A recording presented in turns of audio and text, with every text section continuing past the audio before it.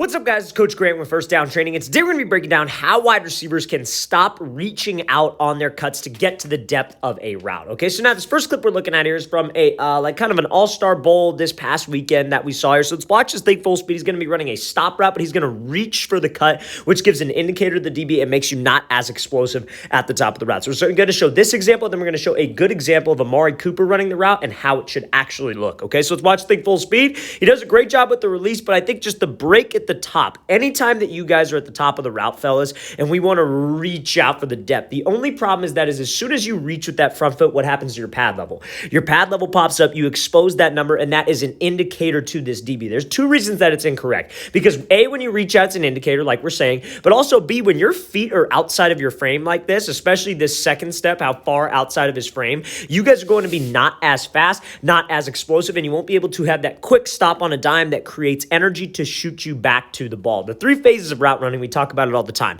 You have to sell vertical. You have to have that explosive drop at the top to create energy so you can shoot back to the ball and accelerate out of the break or just stop right on a dime, right? Those are the three phases. And the second you start to reach is the second you start to stop selling vertical. You reach out in front of you, that DB can feel your speed change. You can feel your stride change and see your chest start to raise up, right? And then sometimes guys will drag the back foot because they feel like that's for control, but all that serves to do is slow you down, right? So we got to make sure, fellas, that when I drop, it is right in stride. I'm not reaching, the cuts don't get outside of my frame, and I'm not giving that big indicator to the DB that I'm making the break, okay? So now, we're going to talk about a good example on how you guys can actually correct this now. So let's play this thing full speed one more time. Anytime that we reach out, fellas, we are more susceptible to a slow break and more susceptible to letting that DB know what I am going to do. Now, so how do we fix that? So there's a couple key things that you guys need to focus on while you're training, while you're running routes versus air. That will get rid of that reach at the top of the break. But before we get into that, fellas, I want to talk to you about a great opportunity we are offering on our website. We are offering an 8-week-long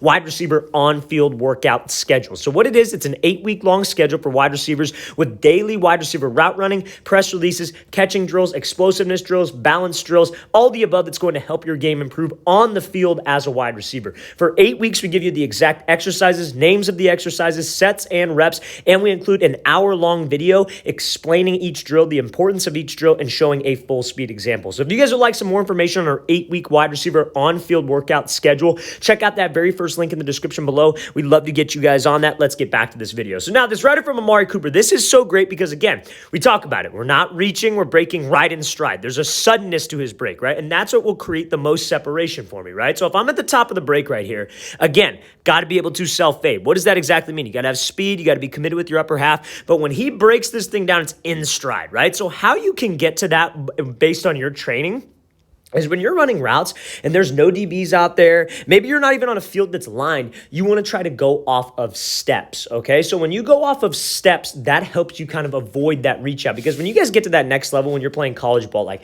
a lot of high school programs, because it's easy to teach this, they'll say, hey, receiver, go run a 15 back to 12-yard comeback, right? But what you need to get in the habit of doing is, hey, I'm going to go run a 15-yard comeback, but I know that I'm breaking off of my fourth inside step. So I'm going to go off and I'm going to keep my eyes straight forward and I'm going to be breaking off of that fourth inside. That's the step that snaps me down because when you're not trying to reach out for the depth of the route and you keep your eyes forward and you're just trusting the stride, trusting your hips at the top of the break, that will help you get rid of the reach. So many guys reach to drag the back foot, but if you guys can trust that hip drop, the hip drop is what slows you down. It is not a change of speed where we slow down and then I drop my hips. The hip drop is what slows you down. That violent drop, being underneath your frame with your feet, but being explosive with the hip drop is what will slow you down, is what will help you to decelerate, but also create energy so you can drive out of this break. That's a great job by Amari Cooper breaking in stride, not reaching for it. Again, fellas, we have to make sure to avoid that reach. Trust your hips,